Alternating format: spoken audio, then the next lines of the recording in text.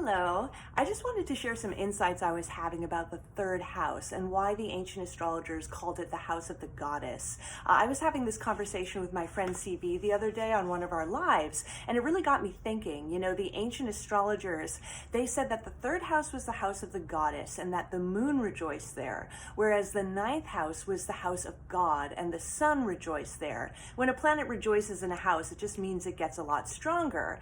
So I was thinking about why this third ninth house axis had so much in common, because they both represent travel, spirituality, and divination too in different ways. So to the ancients, the ninth house was the more abstract and theological expression of God. So it's a lot more of an intellectual place. It also rules universities and libraries. The third house represents connecting to the divine through a very familiar channel. That's why it also rules close acquaintances like your siblings and your neighbors as well. So if we take let's take the religion of Catholicism to try to understand the difference between the two. The Holy Trinity, you know, this very abstract and theological concept, would be represented by the ninth house. Whereas praying to Mother Mary, you know, who's this very familiar maternal archetype you can just connect to and relate to very easily, she would be the third house, house of goddess. And both of these houses, they also represent travel too, because the ninth house is international journeys, foreign places. The third house represents short trips.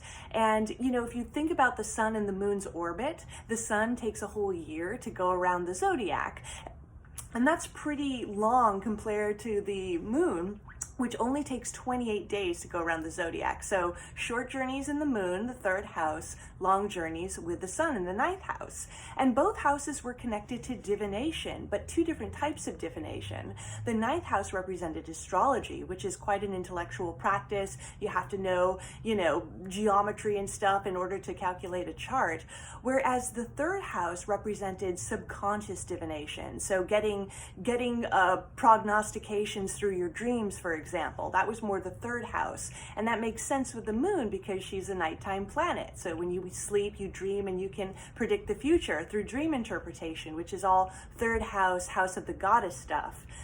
So the moon is really the intermediary. This is why she's part of the house of the goddess, the third. She's the closest planet to us, and therefore she connects us to all the other celestial spheres. She moves around the zodiac the fastest, so she makes connections and communicates with all the other planets the fastest. And therefore, you know, we use intermediaries in our spiritual life. We use saints, we use bodhisattvas, we use angels in order to connect to the divine, because sometimes the great divine is just too ineffable, too abstract to really connect to. But if you find a saint or an angel that feels very familiar to you, that you can really relate to, then that can be a conduit to connecting to something much, much greater. And that's how I'm understanding this third ninth house axis polarity thing. Bye-bye.